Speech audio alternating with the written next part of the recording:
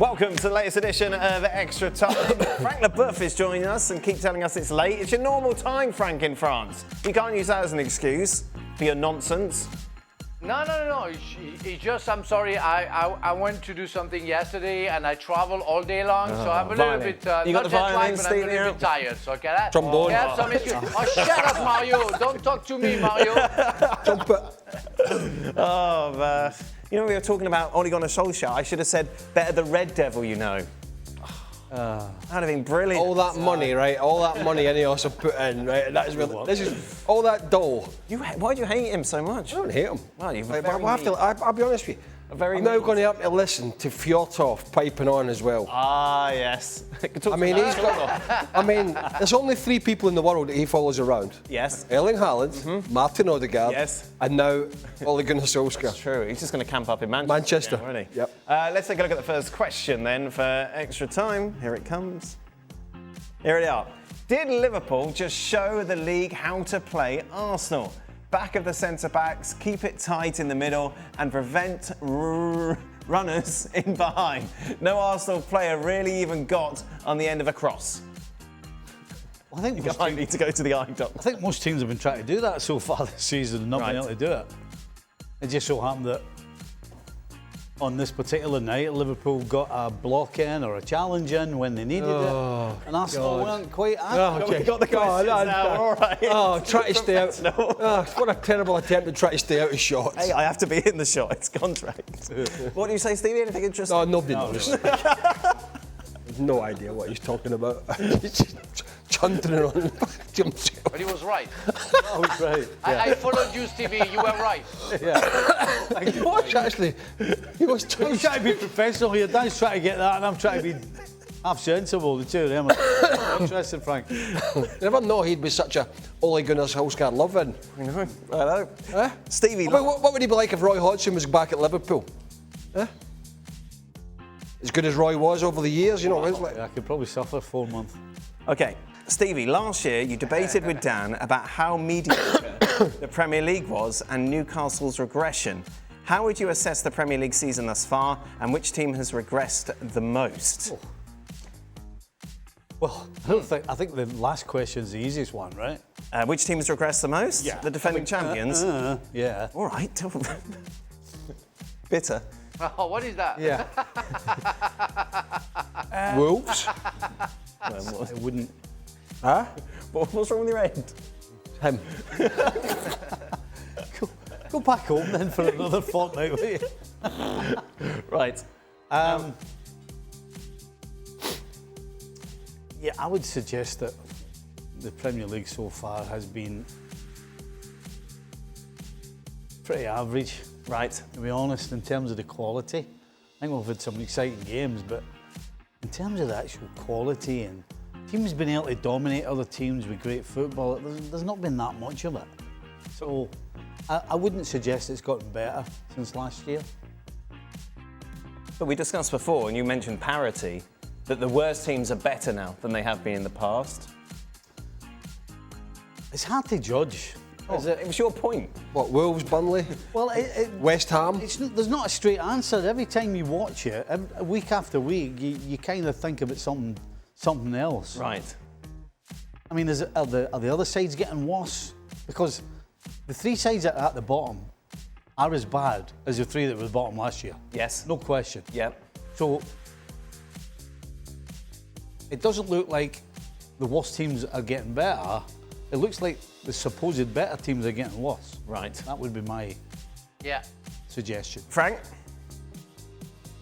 Yeah, I agree. It's like except the 3 at the back, the 3 last, the middle of the table is getting a little bit better, and the top is getting a little bit less good, let's say. And it's why you have a mix, and you see how many points you have between the 5th, I would say, to the 14th. And then after you have Aston Villa and City trying to survive, and Manchester City, and you have Arsenal above everybody. But it's not a very good Premier League again, and it must be a concern, because that's the second year that we are seeing it. and we are supposedly watching the best league in the world. I'm having doubts right now about that. Well, the one way to look at it, sorry to bring up Man United again, but is they've just dropped a bunch of points over the last 3 or 4 weeks to teams in the bottom half of the league, and yet they're still a smidge off Champions League places. Tells you how bad, when we know the state they're in and how bad they have been to watch, and yeah, they signed some decent players, Cunha and Mbemo, and Sesko's getting a bit of game time, scored a couple yesterday. But the fact that they've played the way they are and are sitting so close to being in the Champions League places with, you know, maybe 3 or 4 good results, tells you how bad the rest are. Is it not just that the others are better coached? Tactically, they approach games better than they have in the past, which doesn't give the bigger sides the opportunity to shine as much? No, I'm not being funny, right? I wish people wouldn't get carried away. You know, a team. You know, I don't hear anybody talking about Arne Slot being a tactical genius for blacking Arsenal out. You don't need a tactical genius to get everybody behind the ball. Right. You know, at the end of the day, the better sides, the onus has always been on them to break down the opposition. And for 100 years, teams have been sitting in a defensive shape, and it's always been up to the opposition to break them down. So I don't think it's got anything to do with coaching or tactics. Sometimes the likes of Arsenal, in terms of the final third, don't turn up. I mean, we've been talking about Arsenal all season, and it's been the same question mark every single weekend. They don't put teams away. And then they beat Villa 4, so we go, OK, looks like they've figured out how to put teams away. And then today, considering the possession, considering the domination they had over Liverpool, they couldn't put Liverpool away, never created a clear chance, but yet they were still able to make 3. They completely changed the front 3. That's how strong they are, but yet they still couldn't break Liverpool down. So I'm not so sure it's down to coaching tactics. It's about teams not being able to do it because on certain days they just can't figure it out. Yeah, if I may, I think that we have seen lately teams who are not capable of defending, not being good defending. The only team who knows how to defend is Arsenal, and they are first. Today, to show what I try to explain is that when you defend, you have a chance maybe to win. Liverpool, for the first time this season, they defended well. Last season, they were good. We saw City collapsing last season because they had no defense.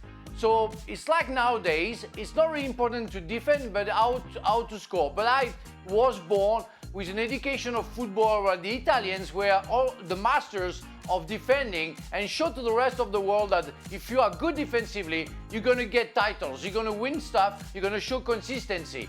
And today, right now in England, we don't see that anymore. The only team who knows how to defend, again, it's Arsenal. Is there not an argument to say a team like Sunderland, who I think pretty much everyone expected to go down, have been so good because defensively they've been solid, Frank? I think so. And you can add that to Arsenal. They've defended well as well. Yeah, but I mean, it's for me, it's the basics. We all had that in our education, again, until the 2010, let's say. Maybe, I don't know why it changed, but we all knew that we had to be strong. I mean, I played with players like Desailly, Deschamps, and some others who were playing in Italy. And they say that's what you have to do. Otherwise, you're not going to get anything. And I remember playing for Chelsea and working hard with Ruud Gullit, Gianluca Vialli, Claudio Ranieri, who had that Italian education where you first try to be solid at the back and after you try to develop your football. But if you are a piece of, bad Gruyere, as we say, with all holes everywhere, you're not going to survive. And it says a lot about every time you see a winner of a title is because he has been good defensively. Personally. The other thing as well is, let's be honest, how many great strikers are there in the Premier League now? Well, how many are there in the world? Well, particularly Erling Haaland, fantastic. Yep. Talked about Gyökeres. Chelsea haven't got one. Yep. Newcastle have got, Voltemara's done okay. Then Thiago's got Brentford up to 6th? 5th? Yep. Yeah. And Nowhere. You know, Aston Villa, Watkins has had a better period recently, but it was off him. You know, there's not. So there is that. In a sense, there is that as well. We've been used to, certainly, and other countries are the same, but in England we've been used to having, to name a few, you know, when Shearer was playing and Fowler was playing and Van Nistelrooy and Drogba and all these teams, right, had these people who would just do something amazing, you know what I mean? And you could throw balls in the box and they were putting their head on it, or they were getting, and that was the difference. It was goals, it was quality. How many at the moment have we got in the Premier League you can say that is top quality, world-class strikers? I think there was always at least 5 or 6 teams. I think at the moment we're looking at 1. Is that a result of tactics? Because all these guys Craig's talking about got service. Right. Now, the people that get service now are the white guys. Hi. Your Midwekis and your Sakas and all these guys. Every team, it seems like the most important guys are the attacking white guys. So your centre forward is not getting enough service. I can even tell you, you would have done that to Drogba, to Rooney, or any other, to Shearer. You're touching like 5 balls for 45 minutes like Haaland does. They go in the dressing room and say, oh guys, what the hell are you doing? You don't need me? I'm not going to play. I'm not going to run for nothing. It would never happen. I imagine Shearer touching like 10 balls a game. He would have got the nuts. And so it's why it's impossible. They have to change that. They have to rethink the positioning of striker and the use of strikers. Speaking of strikers, should Arsenal sell Gyökeres and buy Thiago from Brentford? Oh. Stephen? Was he the highest scoring Brazilian in the Premier League season? Did I make that up? So far, yes. Well, see, the thing is, you could argue that he benefits because 9 times out of 10, Brentford are going forward with plenty of space in front of them. Right. As opposed to Gyökeres, who now isn't playing with a team that's pushing into space. He's got less time, less space, and certainly less opportunities. So I would say no would be the answer right now. Why are Arsenal so bad going forward, Frank? Do they get overmanaged? I think they think too much. Many times I saw today, especially the first half, where they could have gone straight and suddenly they decide to go backwards. And I say, why they do that? Why they don't want to lose the ball? Why they don't want to try? And if you lose the ball, that's okay. You have to try. It's that football that we have nowadays that you think too much. I remember talking to Jean-Pierre Papin. He was saying, when I start thinking, I don't know how to play football. It has to be instinctive. And we play chess right now. We play almost like handball. On balls, as you say in England, it is what it is. You have to stop thinking. I remember Drogba scoring against Everton, getting in his chest, having the goal behind him, just turning and smashing the ball, top corner goal. That was English football. That was the football what we liked. That's not the football that we see right now where, oh my God, he's going to go right. Yeah, he goes right. Oh, he's going to go backwards. Oh, he's going to go left. They never try and play directly like we used to do and like people used to like. I think we need a timely reminder here that you're old. Arsenal are top of the league with 6 points. Yeah. I mean, we're talking about why don't they do this and why don't they do that, and it's up to the others to be better. Has anyone else, Don? Yeah, Craig, it's not. Yeah. We're going to move on. Isn't it by default? I've had enough living in. No, I I can't say that. Has anyone asked Don what his updated percentages are and who will win the Premier League? No. What's the biggest challenge for a player making the jump from the youth team to becoming a regular in the season's senior squad, Stevie? The biggest challenge? I don't know whether it's the biggest one, but it's the first challenge has been accepted. Between, what by the other players? Aye. Really? On the field. I don't mean in the dressing room. Respected more than accepted? Yeah, respected. Yeah, they think you belong there, because if they don't think you belong there, then A, you'll never see the ball, B, they'll start knocking you around for fun. Did you see that happen? No, I didn't see that happen. I mean, How do you know it You know, happens then? Well, he's made it up. Well, because when you Elner said. the difference is when you're talking about all these Premier League teams and you've got Yamal and stuff coming through. They're coming through the Arsenals and all the other and the top teams. But if you go around the rest of the leagues, you try and be a kid in the Championship now who's 17, who's trying to get in the first team, and you see what training's like with them. They'll be getting a tough time. So it's a little different. But ultimately, if the players don't respect what you're capable of on the field with the ball at your feet or any other way, then you ain't going to make it. I would have So you said, got a bit aggressive with me then, huh? yeah, passive. All it is good was 6 feet between us. Good job. I would have said the biggest jump, and when I noticed it, was physicality, which is kind of what Stevie's saying to a sense. He's talking about being accepted, but his physicality is the physical difference from the youth team or even the reserves up to the first team and getting clobbered by guys that have been there 10 years who are bigger, stronger. That isn't so much the case now when you see the Pedris and Lamine Yamal and Leonard Carroll in Germany. They're all very, smaller guys, but the game has changed in a sense where a lot of that physicality has been taken out of it because of the protection of players. So that's slightly different now, and I think that's why we're seeing some of these guys who are a little bit smaller in frame coming up and being able to play because, certainly 20 years ago, if these guys were coming through then, they were big. Yeah, they were getting absolutely smashed week in, week out, and with very little protection. Frank?